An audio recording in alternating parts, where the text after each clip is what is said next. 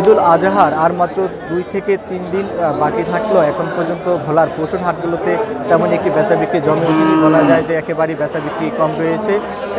তেমন একটি যারা ক্রেতা তারা আসলে এসে গরুর হাটে ঘুরে গরু দেখে দরদাম করে তারা চলে যাচ্ছেন, তেমন একটি গরু এখন পর্যন্ত বেচাবিক্রি হচ্ছে না।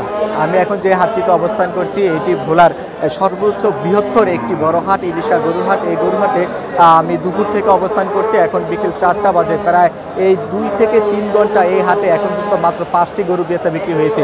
ঘাট ইজারাদার বলছেন, হাট ইজারাদার বলছেন অন্য সময়ে এই হাটে প্রায় ১০০ থেকে ১৫০ গরু বেচা বিক্রি হতো বা তার চেয়েও বেশি বেচা বিক্রি হতো। তবে এবার একেবারেই বেচা বিক্রি কম হচ্ছে। যারা ক্রেতা রয়েছেন তাদের সঙ্গে আমি কথা বলেছি, তারা বলছেন গরুর দাম অনেক বেশি রয়েছে, যার কারণে আসলে তারা তাদের যে চাহিদা বা বাজেটের যে গরু সেই সাধ্য অনুযায়ী তারা গরু না কিনতে পেরে এক গরু থেকে আর গরুতে ছোটাছুটি করছেন। অন্যদিকে যারা গরু বিক্রেতা রয়েছেন তাদের সঙ্গে আমি কথা বলেছি, গরু বিক্রেতারা বলছেন যে এবার গোখাদ্য সহ আনুষঙ্গিক খরচ বেড়েছে, যার কারণে আসলে মূলত গরুর দাম খুবই বেশি রয়েছে।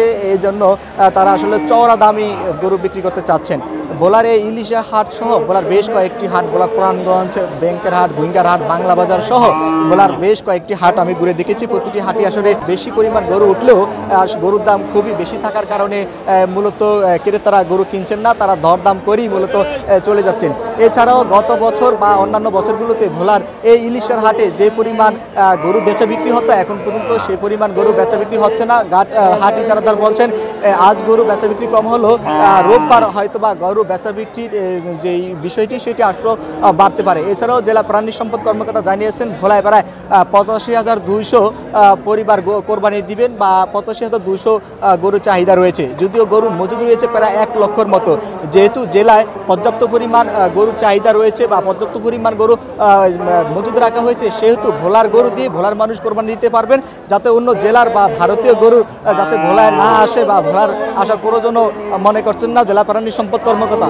জেলা প্রাণী সম্পদ কর্মকর্তা বলছেন যেহেতু ভোলায় পর্যাপ্ত পরিমাণ গরু রয়েছে সেহেতু এই গরু দিয়ে ভোলার মানুষ কোরবানি দিতে পারবেন। যদিও গরুর দামের বাড়তি বিষয়টি যে বিষয়টি বলা হয়েছে, জেলা প্রাণী সম্পদ কর্মকর্তা বলছেন আসলে গোখাদ্যের দাম সহ অন্যান্য আনুষঙ্গিক খরচের দাম বেড়ে যাওয়ার কারণে মূলত যারা ক্রেতা রয়েছেন তারা আসলে এই চড়া মূল্যে গরু কিনতে হবে। তবে কিছু কিছু ক্রেতা আশা করছেন এখন না হলে ২ থেকে ৩ দিন পর গরুর দাম কিছুটা কমতে পারে, তখন মূলত তারা গরু বেচা বিক্রি করবেন বা গরু কিনে থাকবেন। তো এই ছিল ভোলার ইলিশা হাট থেকে ঈদুল আজহা উপলক্ষে গরু বেচা বিক্রির খবর নিয়ে আমার কাছে সব শেষ।